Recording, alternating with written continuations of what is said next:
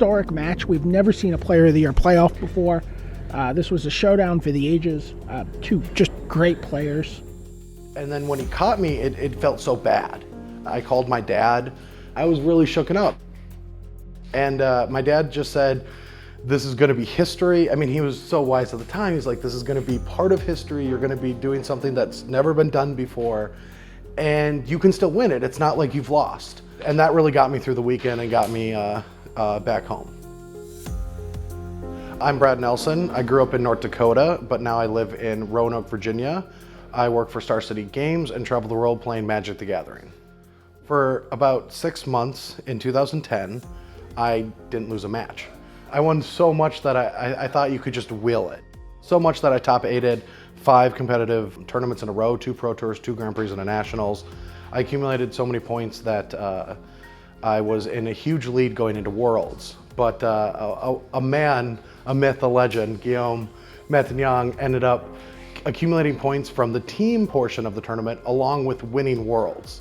And from there, he got exactly the same amount of points as I did. And we were doing something for a playoff or a tie that has never happened before. On Sunday, when I was watching Worlds play out, I was mortified. I was just pins and needles the entire time. Not only Guillaume could catch me, but Paulo could straight up win Player of the Year if he even got out of the quarterfinals. So I had to root for Guillaume to beat Paulo and then root for him to lose. It was a very stressful day. One I would not want to relive. Well, what ends up happening is Player of the Year is going to be decided in Paris during the first Pro Tour of the season, where we will be playing a playoff of both limited and constructed, a best of 7 games. Well, I'd like to think that I was the person that was a little bit more calm in the family when we were watching the playoff because me and my dad were there. But then I look back at the pictures and I see myself in the background and I'm just like this every time, you know, like I'm just at the edge of my seat. So it was a lot of stress. All right, so I wake up Saturday morning. The playoff is in a couple hours. I come downstairs with my brother and I see you. And you're there and you're like, oh, let's walk to the site together. And we start walking and you're asking me questions, we're talking. 30 minutes rolls by and we're lost. And I look at you and I'm like, don't you know where we're going? You're like, no, I was following your brother, Corey.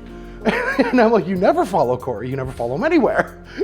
And so we end up having to hail a cab because we don't know where we're at all in Paris. But I mean, if you're gonna be late to something, it's good to have the commentators with you. You know, I'm still pretty sure that we were following you, and then once you got us lost, you just blamed it on me. That's the story I'm gonna stick to. So I had a really good constructed deck. We ended up playing Cobblade, which is considered one of the best Pro Tour decks of all time. But like, keep in mind, like, I'm young. I'm on my 2nd year of the Pro Tour. I had this unbelievable year, and I feel like mentally that I got Player of the Year stolen from me. I mean, he won game 1, but I knew the matchup was so good that that I should be able to overcome any variance. And he won the die roll. He just annihilated me game 1, but I still wasn't that afraid. The structure of the tournament was 2 games of standard, 3 games of limited, 2 games of standard. And so really the bulk middle, you know, was going to decide a lot of it. And since I lost 1 game already in constructed, I had to win a limited game. So if his deck was better than mine or his pool was, I was in trouble, but I quickly realized that it wasn't, and I was able to finish the match 4-2.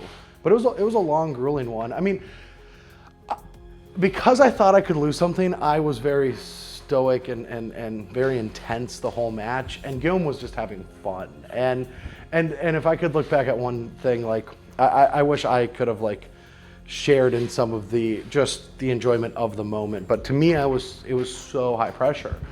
But ever since then, I mean, I played Guillaume many times in my career, and I think that the playoff is one of the only times I've ever beaten him. He's still to this day one of my favorite opponents.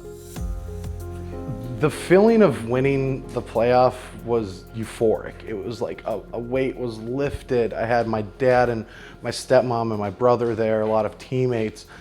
It felt like a celebration at the last moment. There was a lot of friends, and it just felt like this weight was lifted off my shoulders, and it was this burden that I was bearing ever since I started losing at Worlds months before that. It was just this thing that kept building and building.